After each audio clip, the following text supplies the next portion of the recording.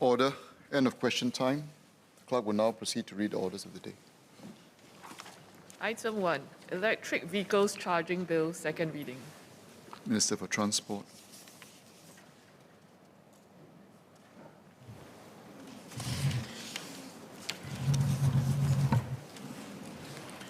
Mr. Speaker, I beg to move that the bill be now read a second time. So Singapore aims to achieve net zero emissions by 2050. To attain this national target, we must significantly decarbonize the land transport sector, which accounts for about 15% of emissions.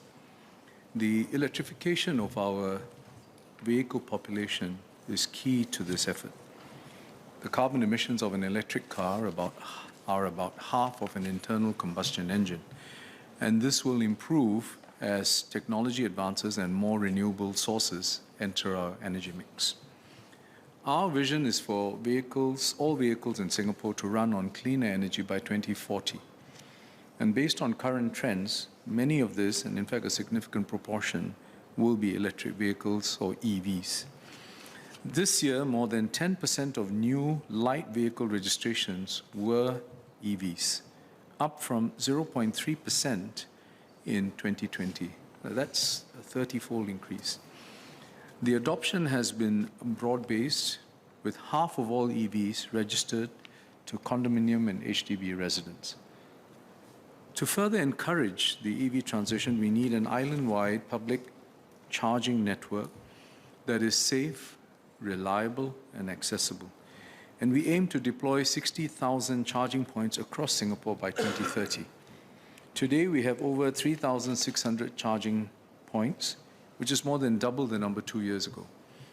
LTA recently awarded a tender to deploy an additional 12,000 charging points across all HDB car parks. And this means that our charger network is going to, in fact, expand significantly by the middle of this decade. As we ramp up the EV charging infrastructure, we must also strengthen the governing regulatory framework.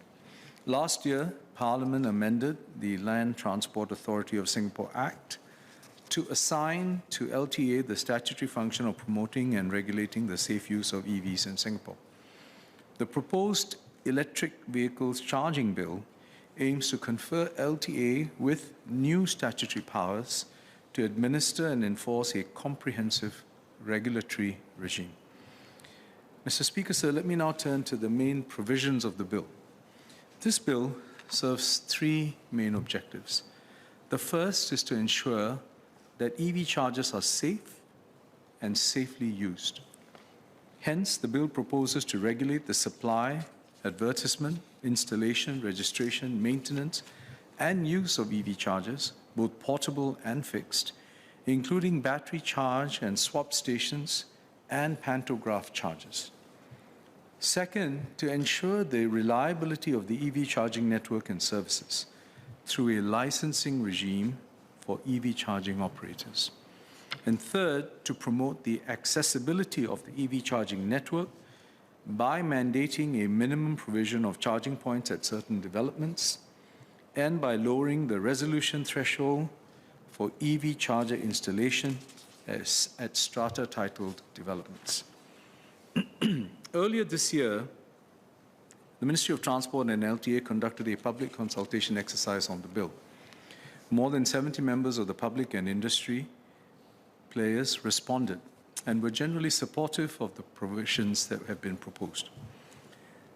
Industry respondents recognized the need for a licensing regime for EV charging operators so as to maintain standards, but requested that compliance costs be kept low. My ministry and LTA will work with the industry to ensure this, even as we design an effective licensing regime. Many also supported the proposed charging provision mandate, and some have even asked for the mandate to be expanded to cover all developments. I will address this later.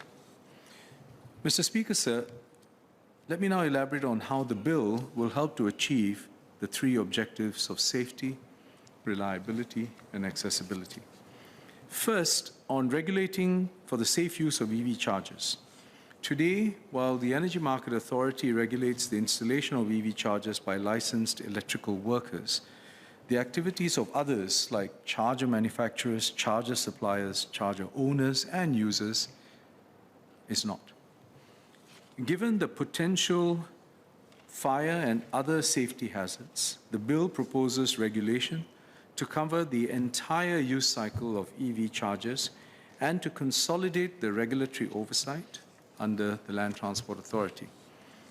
Clause 6 of the bill specifies that all chargers supplied in Singapore must belong to a homologated model that meets the National Charging Standard, which is Technical Reference 25 or TR25, and it was revised earlier this year.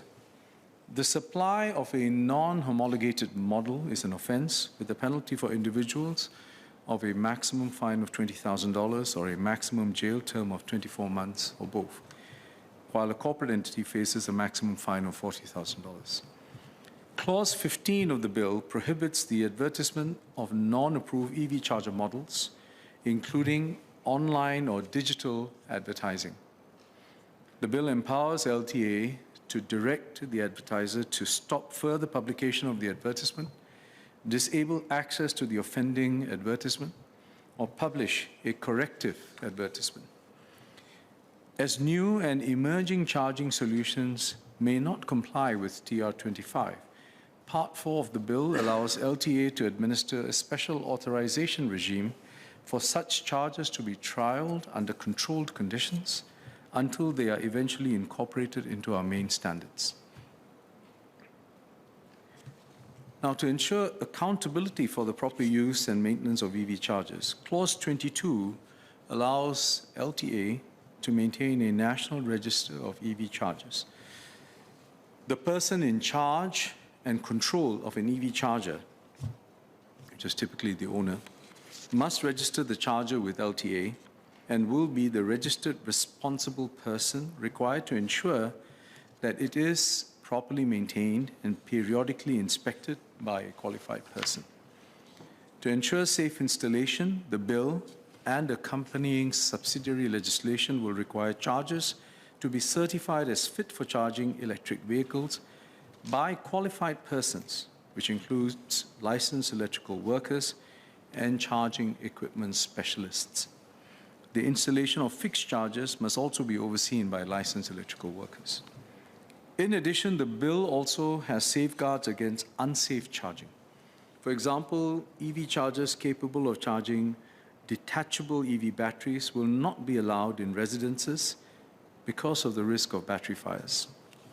Also, a manufacturer or supplier who knows of a safety defect in the charger or charger model it has supplied must inform persons with charge and control of such chargers on how to rectify the defect and subsequently report to LTA upon the completion of rectification work.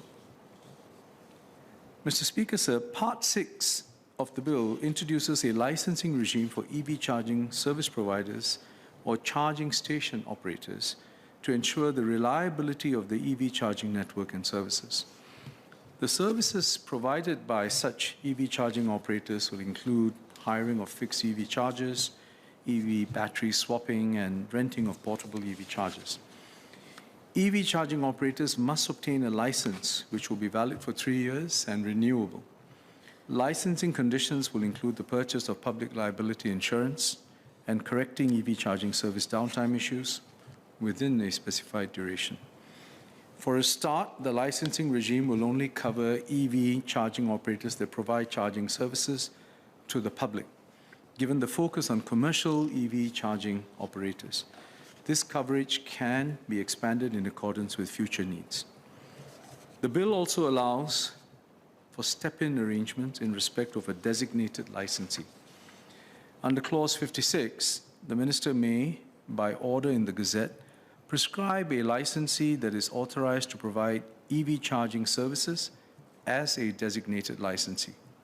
For example, this may be a licensee with a large scale of operations in Singapore.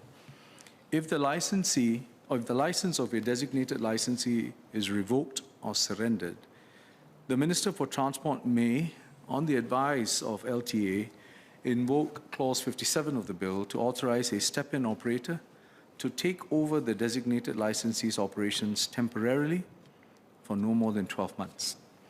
This will minimize disruption and facilitate a smoother transition for the affected EV users.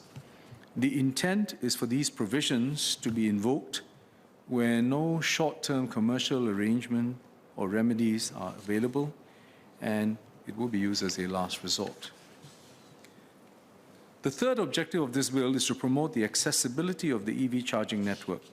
With more vehicles going electric, all car parks in Singapore will need to provide for EV charging. Therefore, Part 8 of the bill mandates the provision of EV charging infrastructure by developers of specified building works and development owners who carry out certain types of electrical works. These are typically new developments or those undergoing substantial renovation. The mandate, which will be prescribed in subsidiary legislation, consists of two parts. First, developers must install electrical infrastructure that supports at least 1.3 kilovolt amperes of power for every car and motorcycle parking lot in the development. And second, developers must install a minimum number of charging points, which would draw at least 1/5 of that amount of power. To illustrate, a development that is in compliance will be able to support 7.4 kilowatt charging points with smart charging capability at about 1 in 5 lots. And in terms of the actual installation of chargers, the developer can comply with the mandate by fitting out about 1 in 25 lots with such 7.4 kilowatt charging points. I'm sure everyone understood that technical point. But if I may put it in simple terms, what it means is that one part of the requirement is for the electrical capacity that is to be provided. And the technical people have used a specific metric applied to the number of parking lots to establish that cap. The second part of that mandate is on the number of lots. And so, whilst you can have up to 1 in 5 of the lots with these chargers, the mandate is really, if you go by slow charging rates, it will amount to about 1 in 25. That's what it amounts to. So it's about 4% or 5% of the lots. But the mandate is designed to provide the flexibility to deploy a mix of charging points with different power ratings at more or fewer lots, depending on the needs of users. So for instance, some developers may opt to have more charging lots installed with lower powered chargers, while others may have fewer lots installed with higher power chargers. So there's a trade-off, because for a given electrical capacity, if you choose to have more high-powered chargers, then you'll have fewer charging stations, and vice versa. Over the past 2 years, we have received feedback on the challenges faced by strata-titled developments like condominiums in installing EV charging points. Proposals to install EV charging points may be defeated despite having the majority support of subsidiary proprietors. This is because under the Building Maintenance and Strata Management Act 2004, proposals to lease the common property to EV charging operators to install EV chargers could be required to meet a resolution threshold of up to 90%, depending on the duration of the lease. Hence, in consultation with the Ministry of National Development and the Building and Construction Authority, we propose related amendments to the Building Maintenance and Strata Management Act so that proposals to install or uninstall EV chargers in strata-titled developments will only require an ordinary resolution, which can be passed with the support of a simple majority of the subsidiary proprietors voting in a general meeting. Such a proposal must not draw down on the funds of the management corporation, and the relevant lease or license between the management corporation and the EV charging operator that enables such a proposal must not last for more than 10 years.